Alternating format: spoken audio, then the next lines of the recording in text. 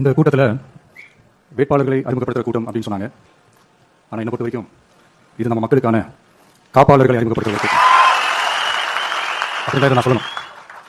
நம்ம கட்சிக்காரங்களுக்கு தேர்தலை ஃபேஸ் பண்ண எக்ஸ்பீரியன்ஸ்லாம் இல்லை அப்படின்னு சொல்லுவாங்க. நம்மளுடைய வேட்பாளர்கள் எல்லாருமே ரொம்ப சாதாரணமான குடும்பத்திலிருந்து வந்திருக்காங்க. அவங்க பின்னாடி பெரிய பேக்ரவுண்ட்லாம் இல்லை அப்படின்னு சொல்லுவாங்க. நான் அவங்க எல்லாருக்கும் ஒன்று சொல்கிறேன், ஒரு எம்எல்ஏனா எப்படி இருக்கணும்னு நான் சொல்கிறேன். ஒரு எம்எல்ஏன்றது சும்மா அனுபவத்தை வச்சுக்கிட்டு கொள்ளை அடிக்கிறவங்களாம் இருக்கக்கூடாது. சும்மா அனுபவத்தை வச்சுக்கிட்டு சட்டவிரோதமாக கல்குவாரியில் ஈடுபடுறவங்களாம் இருக்கக்கூடாது. சும்மா அனுபவத்தை வச்சுக்கிட்டு கேள்வி கேட்கிற பிரஸ் ரிப்போர்ட்டை தாறுமாறா தாக்குறவங்களாம் இருக்கக்கூடாது. இன்னும் ஓப்பனா சொல்லணும்னா, இந்த திமுகவில் இருந்து வந்த ஒரு எம்எல்ஏ மேல கொள்ளையடிச்ச கேஸ் இருக்குது, போதைப் பொருள் கடத்தல் கேஸ் இருக்குது, திருட்டு கேஸ்லாம் இருக்குது. திருட்டு கேஸ்லாம் ஜெயிலுக்கு போயிட்டு வந்து ஒருத்தர் இருக்காரு. நீங்க கூட யோசிக்கலாம் அவர் யாரு அப்படின்னு நீங்க யோசிக்கலாம். அந்த எம்எல்ஏ யாருன்னு உங்களுக்கு யோசிக்க தோணும். இன்னொரு க்ளூ வேணா நான் தரேன். அந்த திருட்டு கேஸ்ல உள்ள போயிட்டு வந்தவர் யாருக்கு எதிராக இந்த திமுக தேர்தலில் நிக்க வச்சாங்க தெரியுமா? இன்னைக்கு அவங்க கூட்டணியிலேயே மூச்சுக்கு 300 தடவை முட்டு கொடுக்குற ஒரு மிகப்பெரிய ஒரு தலைவருக்கு எதிராக அந்த தலைவரை தோக்கடிக்கணும் தான் 1996 அவருக்கு ஆப்போசிட் இந்த எம்எல்ஏ நிக்க வச்சாங்க. மரியாதை நிமித்தமா அந்த தலைவர் பேருங்க நான் சொல்ல வேணாம்னு நினைக்கிறேன். சோ இப்படி எல்லாம் இருக்காங்க எம்எல்ஏஸ். நான் லிஸ்ட் போட சொன்ன மாதிரி. ஆனா எம்எல்ஏஸ் சும்மா இல்ல, ஒரு தொகுதிக்கான அந்த மக்களுக்கான எல்லை காப்பாளர்கள் அப்படி இருக்கணும். களத்துல மக்களோட மக்களா நிக்கிற மாதிரி ஆளுங்களை தான் நான் செலக்ட் பண்ணிருக்கேன். நான் வந்து எல்லா இடத்துலயும் எல்லா நேரத்திலும் ஒரே நேரத்தில் நான் போய் நிற்க முடியாது இல்லையா? அதனால என் சார்பா என்னோட பிரதிநிதிகளா நானே பார்த்து என்னோட வேட்பாளர்களை செலக்ட் பண்ணிருக்கேன். நம்மளுடைய அக்கா, நம்மளுடைய தங்கை, நம்மளுடைய அண்ணா, தம்பி அப்படின்னு சொல்லி நம்மளுடைய வேட்பாளர்களை செலக்ட் பண்ணி இன்னைக்கு உங்க முன்னாடி நான் ஒப்படைக்கிறேன். மக்களே அவங்களை எம்எல்ஏ ஆக வேண்டியது உங்களுடைய பொறுப்பு. கட்சி ஆரம்பிச்சு கிட்டத்தட்ட ஒரு 3 வருஷத்துக்கு மேல ஆச்சு. இன்னமும் ஒரு கூச்சல் சத்தம் அடங்கின மாதிரி எனக்கு தெரியல. விஜய்க்கெல்லாம் என்னப்பா செல்வாக்கு இருக்குது, கூட்டத்தை வச்சு சொல்றீங்களா? அதெல்லாம் வேடிக்கை பார்க்க கூட்டம் கூட்டம் வந்துட்டா உடனே பெரியாளா கூட்டம் ஓட்ட மாறிமா, ஓட்டு சீட்டா மாறிமா, அதெல்லாம் மாறாது. இப்படி வன்மத்தில் கேள்வி கேட்கறவங்களுக்கு நான் ஒண்ணு சொல்றேன். இந்த தேர்தல் வந்து எல்லாரும் சொல்ற மாதிரி தேர்தலாம் கிடையாது. இது வந்து இருமுனை போட்டி மட்டும்தான். மக்கள் கூட்டணியான நமக்கும் ஸ்டாலின் சார் கூட்டணிக்கும் மட்டும்தான் இந்த தேர்தல். அதனால ஸ்டாலின் சார் கூட்டணி பேர் மக்கள் நல கூட்டணியா? மொத்த பேக்கேஜ் அங்கே இருக்குது. ரிசல்ட் என்ன தெரிஞ்சதுனால என்னமோ அவர் அந்த பழைய மக்கள் நல கூட்டணியாவே மாத்திட்டாரோ என்னமோ எனக்கு தெரியல. உடஞ்ச கிளாஸ் ஒட்ட வச்ச மாதிரி, கிழிஞ்ச துணியை தட்டி வச்ச மாதிரி, இது வந்து ஒட்டுப்பட்ட ஒரு கூட்டணி அவ்வளவுதான். அதனால நீங்க ஆல்ரெடி டிசைட் பண்ணி வச்சிருக்கிற மாதிரி உங்களுடைய ஓட்டை சிந்தாம செதறாம நம்மளுடைய டிவிகே வேட்பாளர்களுக்கும் நம்மளுடைய டிவிகே விசில் சின்னத்துக்கும் தயவு செஞ்சு ஓட்டு போடு. இப்ப நம்மளுடைய வேட்பாளர்கள் எல்லாரும் நான் சொல்றது கொஞ்சம் ரிப்பீட் பண்ணுங்க. மக்களுக்காக, மக்கள் பணிக்காக மட்டுமே நான் இந்த தேர்தலில் போட்டியிடுகிறேன். நான் ஜெயிச்சு வந்த பிறகு மக்கள் பணத்தில் ஒரு பைசா கூட தொடமாட்டேன். ஊழல் கரை படியவே விட மாட்டேன். பெண்கள் பாதுகாப்பை உறுதிப்படுத்துவேன். போதையில்லா தமிழகத்தை உருவாக்குவேன். சட்டம் ஒழுங்கை சரி செய்ய துணை நிற்பேன். ஒரு நாளும் மக்கள் விரோத செயலில் ஈடுபட மாட்டேன். இது சத்தியம். தேங்க்யூ. மக்களே, இது வந்து உறுதிமொழிலாம் கிடையாது, இது உத்தரவாதம்.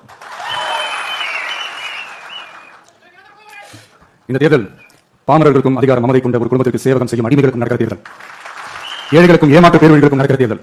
உழைக்கிற மக்களுக்கும் உழைப்பை சுரண்டவர்களுக்கும் நடக்கிற தேர்தல். நல்லவர்களுக்கும் நாட்டை நாசப்படுத்துவர்களுக்கும் நடக்கிற தேர்தல். மக்கள் பணத்தை சுரண்டும் ஊழல் லஞ்சத்தை ஒழிக்க வந்தவர்களுக்கும் ஊழலையே ஊறி போனவர்களுக்கும் நடக்கிற தேர்தல். மக்கள் சக்திக்கும் மக்கள் விரோத சக்திக்கும் நடக்கிற தேர்தல். சுருக்கமா சொல்லணும்னா டிவிகேவுக்கும் டிஎம்கேவுக்கும் நடக்கிற தேர்தல்.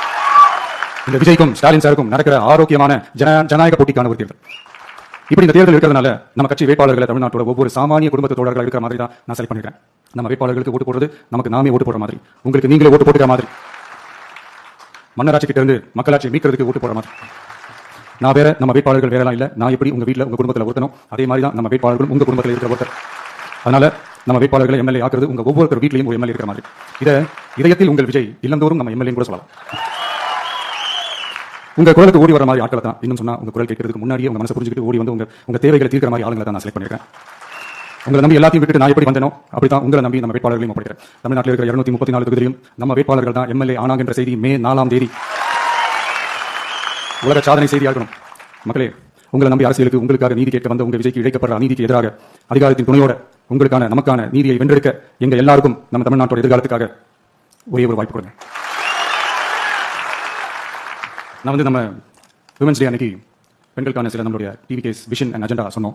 அந்த மாதிரி இன்னைக்கு நம்ம TVK's vision and agenda for youth. Youth அவங்களுக்கான தேர்தல் வாக்குறுதிகள் சொல்லக்கூடாது, நம்ம டிவிகேவோட உத்தரவாதங்கள் சொல்லலாம். இன்னும் சொல்ல போனா இந்த உங்க அண்ணனோட கேரண்டின்னு கூட சொல்லலாம். என்னோட தம்பி தங்கைகளே, உங்களுக்காக இந்த அண்ணனோட உத்தரவாதங்களை கொஞ்சம் வாசிக்கலாமா? முதல்ல, போதைப் பொருள் இல்லாத தமிழ்நாடு. தமிழ்நாட்டை போதைப் பொருள் இல்லாத மாநிலமாக மாற்றும் தொலைநோக்கு பார்வையுடன் தமிழ்நாடு போதைப் பொருட்கள் உள்வரவு தடுப்பு மற்றும் போதைப் பொருட்கள் புழக்கத்தை கட்டுப்படுத்தும் கடுமையான சட்டங்களுடன் ட்ரக்ஸ் அபியூஸை கையாள்வதற்காக சமூக காவல், கம்யூனிட்டி பாலிசி உள்ளிட்ட பல்வேறு முயற்சிகளையும் அதற்கான முழு அர்ப்பணிப்புடன் கூடிய பிரத்யேக அணுகுமுறைகள் மேற்கொள்ளப்படும். போதைப் பொருட்கள் நடமாட்டத்தால் ஏற்படும் மோசமான விளைவுகள் குறித்து பொது விழிப்புணர்வை ஏற்படுத்தவும் அதனை தடுக்கவும் மாநிலம் முழுவதும் உள்ள அனைத்து பள்ளிகள் மற்றும் கல்லூரிகளிலும் போதைப் பொருள் எதிர்ப்பு மன்றங்கள் நிறுவப்படும். அடுத்தது கல்வி உத்தரவாதம் திட்டம். தமிழ்நாட்டில் எந்த ஒரு இளைஞரும் நிதி பற்றாக்குறையால் கல்வி பெற முடியாமல் போகவே கூடாது. எனவே இளைஞர்களின் கல்வியை உறுதி செய்ய 12ஆம் வகுப்புக்கு பிறகு PhD வரை கல்வி பயில ரூபாய் 20 லட்சம் வரை பிணையம் இல்லா கொலாட்ரல் ஃப்ரீ லோன் பெறுவதற்கான உத்தரவாதம் வழங்கப்படும். அடுத்தது Tamil Nadu recruitment accountability and transparency act. அரசு வேலை என்பது பல லட்சம் இளைஞர்களின் கனவாக இருக்கும்போது அதில் ஏற்படும் குறைகளை களைய TRATA, அதாவது Tamil Nadu recruitment accountability and transparency act வாயிலாக அனைத்து மாநில அரசு பணியிடங்களுக்கும் ஒரு நிலையான ஆட்சேர்ப்பு கால அட்டவணை உருவாக்கப்படும். காலக்கெடுவுக்கு மேல் எந்த ஒரு தாமதமும் ஏற்படா வண்ணம் TNPSC மற்றும் TRB, TNEB அறிவிப்பு முதல் நியமனம் வரையிலான முழு ஆட்சேர்ப்பு சுழற்சியையும் 365 நாட்களுக்குள் முடிக்க சட்டப்படி கட்டமைக்கப்படும். அடுத்தது வேலைவாய்ப்பு தாமத சூழல் நிதி உதவி. 29 வயதிற்கு மேலும் வேலை வாய்ப்பில் தாமதமாகும் சூழல் உருவானால் மாதந்தோறும் பட்டதாரிகளுக்கு மாதம் 4000 ரூபாயும் மற்றும் டிப்ளமா படித்தவர்களுக்கு மாதம் 2500 ரூபாயும் இளைஞர் நல நிதியாக வழங்கப்படும். இது இளைஞர்களின் வேலை வாய்ப்பை தேட உதவும் ஓர் ஊன்றுகோலாக அமையும். அடுத்தது வெற்றி தொழில் பயிற்சி உத்தரவாதம். ஆண்டுதோறும் 5 லட்சம் இன்டர்ன்ஷிப் பயிற்சிகளை வழங்க நமது அரசு தனியார் தொழில் நிறுவனங்கள் மற்றும் சிறு குறு மற்றும் நடுத்தர நிறுவனங்களுடன் MSMEs கூட்டாக இணைந்து செயல்படும். அதன்படி பட்டதாரிகளுக்கு மாதம் 10,000 ITI டிப்ளமா படித்தவர்களுக்கு மாதம் 8,000 மாநில அரசே வழங்கும். இது வணிக நிறுவனங்களுக்கான பணியமர்த்தல் செலவை குறைத்து உள்ளூர் ஆட்களை பணியமர்த்த அவர்களை ஊக்குவிப்பதாக அமையும். அடுத்தது வெற்றி தொழில் முனைவோர் திட்டம். நமது இளைஞர்கள் வேலை தேடுபவர்களாக மட்டுமே இருக்கக்கூடாது, அவர்களை வேலை வழங்குபவர்களாகவும் மாற்றுவதே எங்கள் தொழில்நோக்கு பாதை. அதற்கான திட்டமே இந்த வெற்றி தொழில் முனைவோர் திட்டம். நேர்மையான தொழில் முனைவோரை உருவாக்கும் திட்டத்தின் கீழ் ரூபாய் 25 லட்சம் வரை கொலாட்ரல் ஃப்ரீ லோன் பெறுவதற்கான உத்தரவாதம் வழங்கப்படும். நமது ஊரில் நமக்கே வேலை வாய்ப்பு திட்டம். நமது ஊரில் நம்முடையவர்களுக்கே, அதாவது தமிழ்நாட்டை சார்ந்தவர்களுக்கே வேலை வாய்ப்பு என்பதை உறுதி செய்வதே நமது அரசின் நோக்கமாகும். அதற்காகவே தமிழ் எம்ப்ளாய்மெண்ட் கிரெடிட் சிஸ்டம் உருவாக்கப்படும். அதன்படி தனது பணியாளர்களில் 75% தமிழ்நாட்டை சேர்ந்தவர்களாக இருக்கும்படி பார்த்துக் கொள்ளும் தனியார் நிறுவனங்களுக்கு மாநில GST, SGST மீது 2.5% மானியமும், மின் கட்டணங்கள் மீது 5% மானியமும் மற்றும் அரசு கொள்முதலில் முன்னுரிமை வழங்கப்படும். அடுத்தது இளைஞர்கள் பங்களிப்பில் நமது நல்லாட்சி. ஒவ்வொரு கிராம பஞ்சாயத்து மற்றும் நகர்ப்புற உள்ளாட்சி அமைப்பிலும் முதல்வர் மக்கள் சேவை நண்பர் என்ற புதிய பதவி உருவாக்கப்படும். அதன் மூலம் இளைஞர்களுக்கு அவர்களின் வசிப்பிடத்திலேயே 5 லட்சம் வேலை வாய்ப்புகளை உருவாக்கி மக்களுக்கு 100% அரசு சேவைகளை அவர்களின் வீட்டு வாசலிலேயே கிடைக்க வழிவகை செய்யப்படும். நல்லாட்சிக்காக இளைஞர்களுக்கும் தமிழ்நாடு அரசுக்கும் இடையிலான மாநிலத்தின் மிகப்பெரிய கூட்டு இணைப்பாக இது அமையும். இத்திட்டத்தில் பங்காளராக பணியாற்றும் இளைஞருக்கு மாதந்தோறும் 18,000 ரூபாய் ஊதியமாக வழங்கப்படும். அடுத்தது தமிழ்நாடு இளைஞர் ஆலோசனை குழு, Tamil Nadu advisory council, Tamil Nadu youth advisory council. பல்வேறு வளர்ச்சி திட்டங்கள் மற்றும் இளைஞர்களை நேரடியாக பாதிக்கும் விஷயங்கள் குறித்து இளைஞர்கள் தங்கள் கருத்துக்கள், கவலைகள் மற்றும் பரிந்துரைகளை முதலமைச்சர் மற்றும் அரசு அதிகாரிகளிடம் தெரிவிப்பதற்கான ஒரு தளமாக தமிழ்நாடு இளைஞர் ஆலோசனை குழு நிறுவப்படும். இந்த முயற்சியை செயல்படுத்தும் இந்தியாவின் முதல் மாநிலமாக தமிழ்நாடு திகழும். கடைசியாக படைப்பாளி தொழில் முனைவோர் திட்டம், கிரியேட்டர் பிரனியர் திட்டம். தமிழ்நாட்டின் வரலாறு, பாரம்பரியம், கலாச்சாரம் மற்றும் முன்னேற்றம் குறித்த அம்சங்களை உலக அரங்கில் பரப்பி தமிழ்நாட்டை ஓர் உலகளாவிய படைப்பாளி மையமாக மாற்றுவதை நோக்கமாக கொண்டு தமிழ்நாடு படைப்பாளி தொழில் முனைவோர் திட்டம் என்பது தமிழ்நாடு அரசுக்கும் நமது மாநில இளைஞர்களுக்கும் இடையேயான ஒரு மாற்றத்தை உருவாக்கும் டிஜிட்டல் கூட்டாண்மை ஆகும். இத்திட்டம் 1,50,000 படைப்பாளி தொழில் முனைவோருக்கு தொடக்க மூலதனம் வழங்கும். இத்திட்டத்திற்கு ஆதரவாக நமது இளைஞர்களுக்கு நவீன கால பயிற்சி அளிக்க 500 படைப்பாளி பள்ளிகள், கிரியேட்டர் பிரனியர் ஸ்கூல்ஸ் நிறுவப்படும். நம் மாநிலத்தின் மீது ஈர்ப்பு கொண்ட இளைஞர்களை ஊக்குவித்து நம் தமிழகத்தின் பெருமையை உலகறிய செய்யவே இம்முயற்சி. பெண்கள் அஜெண்டா மாதிரி இது நம்ம இளைஞர்களுக்கான நம்ம அஜெண்டா. இன்னும் நம்ம விவசாயிகள், மீனவர்கள், அரசு ஊழியர்கள் மற்றும் ஆசிரியர்கள், நெசவாளர்கள், தொழிலாளர்களுக்கான வாக்குறுதிகள் எல்லாம் இன்னும் ரெடியாயிட்டு கூடிய சீக்கிரமே அதை அறிவிப்போம். உங்க எல்லாருக்கும், நம்மளுடைய ஜென்சி நண்பர்களுக்கும் ஒரே ஒரு விஷயம் நான் சொல்றேன். ஏப்ரல் 23ஆம் தேதி சும்மா காலங்காத்தால பக்காவா ரெடி ஆயிட்டு ஓட்டர் ஐடியை கையில் எடுத்துக்கிட்டு முதல் ஆளா பூத்துல போய் நின்று விசில் சின்னத்துக்கு நேரா இருக்கிற அந்த பட்டனை ஒரு ஆள் தள்ளுங்க. உங்க வீட்டில் இருக்கிற ஒவ்வொருத்தரையும் அழைச்சிட்டு போங்க. சப்போஸ் வெளிநாட்டுல இருந்து நீங்க இங்க சென்னையில இருக்கீங்கன்னா, என்னடா இது வீக் டேயா போச்சு, நம்ம வெளிநாட்டு ஊருக்கு போகணுமா, ஓட்டு போடணுமா அப்படின்ட்டு அசால்ட்டா இருக்காதீங்க. இப்பவே அட்வான்ஸா உங்களுடைய டிக்கெட் புக் பண்ணி வச்சுக்கோங்க. இது ஒரு தலைமுறைக்கான ஒரு தேர்தல், உங்களுக்கான தேர்தல். எவ்வளவு பெரிய வசதியான வாழ்க்கையா இருந்தாலும் எல்லாத்தையும் தூக்கி எரிச்சிட்டு உங்களுக்காக மட்டுமே வந்திருக்கேன். உங்களுக்காக நன்றி கடன் செலுத்துறதுக்காக மட்டுமே வந்திருக்கேன். அத்தனை வரிகளையும் தாங்கிட்டு உங்களுக்காக மட்டுமே நான் வந்திருக்கேன். உங்களுக்கு நன்றி கடன் செலுத்துறதுக்காக மட்டுமே வந்திருக்கேன். ஒரு நாளும் பொய் சொல்லி நான் ஏமாத்த மாட்டேன். இந்த 4 முறை போட்டி, 40 முறை போட்டி, எத்தனை முறை போட்டி, எத்தனை முறை ஓட்டினாலும் இங்க 2 முறை போட்டி தான். ஒன்னு டிவிக்கு, இன்னொன்னு டிஎம்கே. மக்கள் விரோத ஆட்சி நடத்த ஸ்டாலின் சார் வேணுமா, மக்களை நேசிக்கிற விஜய் வேணுமா, அவர் இந்த தேர்தலே. அதனால உங்க விஜய்க்கு, உங்க அண்ணனுக்கு, உங்க தம்பிக்கு, உங்க பிள்ளைக்கு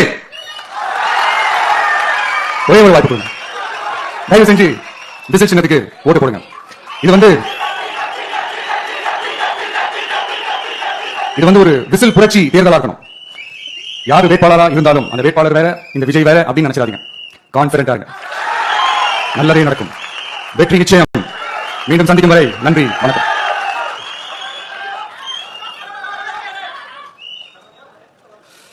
தமிழ்நாடு சட்டமன்ற பொதுத் தேர்தல் 2026 தமிழக வெற்றி கழக வேட்பாளர்கள் பட்டியல்.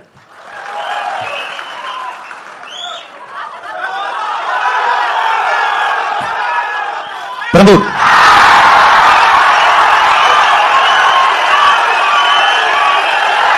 சி. ஜோசப் விஜய்.